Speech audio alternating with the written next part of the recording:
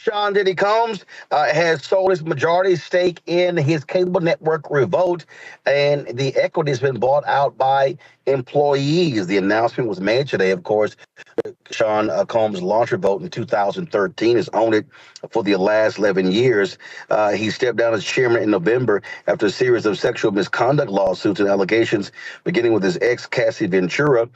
Revolt CEO Detavio Samuels said having the employees as shareholders was one of their goals. Again, the majority of Revolt's employees, about 80% whom are people of color, are now the company's largest shareholder group.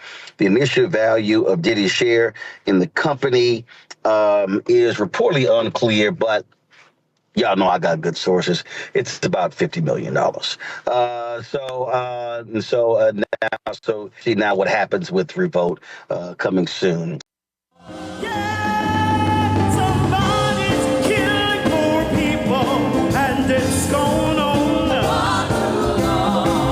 When COVID happened, poor people were dying at a rate already of 800 people a day. Before COVID, if you went to a funeral every single day, it would take you 600 years to attend all the funerals of the people who will die from the ravages of policy violence, poverty, and low wages in America in just 1 year. It would take you 2 years and 19 days to go to all of the funerals of the people that will die today, and oftentimes silence.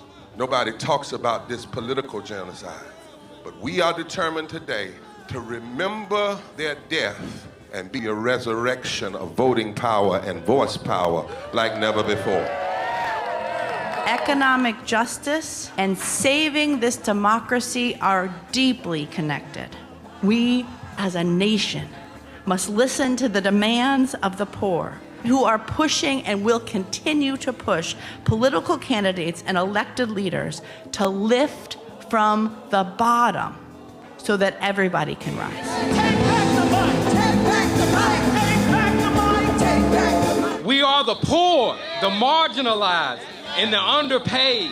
And we are taking one step forward to say that everybody has a right to live. Poverty is not the fault of those who are impoverished. It is caused by those who make the policy. There are over 135 million poor and low-wage, low-income people in this nation. The biggest block of potential voters by far is low-income, low-wage voters. I can't afford medicine. Sometimes I have to skip because of the cost. The farm worker community is tired of the violence imposed upon us by greed, exclusion, and denial of basic human rights. Those folk that represented by that casket, poor and low-wage workers who are the most moral people in this country because they go to work every day believing, even though going to work is hazardous to their health. I'm tired of working 70 to 80 hours a week and still not have money for the necessity of bills. I'm tired of getting sick and not being able to go see the doctor, having to make a choice to pay between rent or the light bill or food or clothes. You cannot claim to care about families and a culture of life and then do everything in your power to rob people of equal access to resources and to force them to live in poverty. Leadership of both parties have waged war on poor people and low-wage workers. And this government has treated people experiencing poverty, including their military families, with disdainful, deliberate, malicious neglect. So the truth is that my son died from poverty. We refuse to accept poverty as the fourth leading cause of death. The fourth leading cause of death in this, the richest country in the world.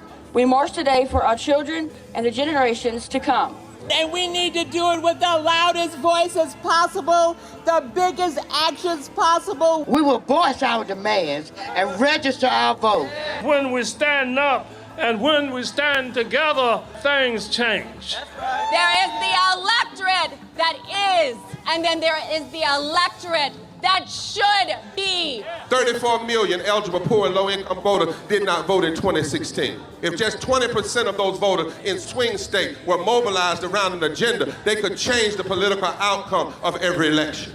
So we're launching the most massive voter mobilization and turnout campaign in history of poor and low-wage voters, allies, and religious leaders. People are dying, but we know it doesn't have to be this way. And so we are calling on everyone to join us in this Poor People's Campaign, a national call for moral revival. We are here, we will be seen, we will be heard, and our power will be felt. We don't need to be an insurrection. We are a resurrection that will be felt across this country. Are you ready? Ready? Ready? Ready? We are a resurrection, and we are ready. And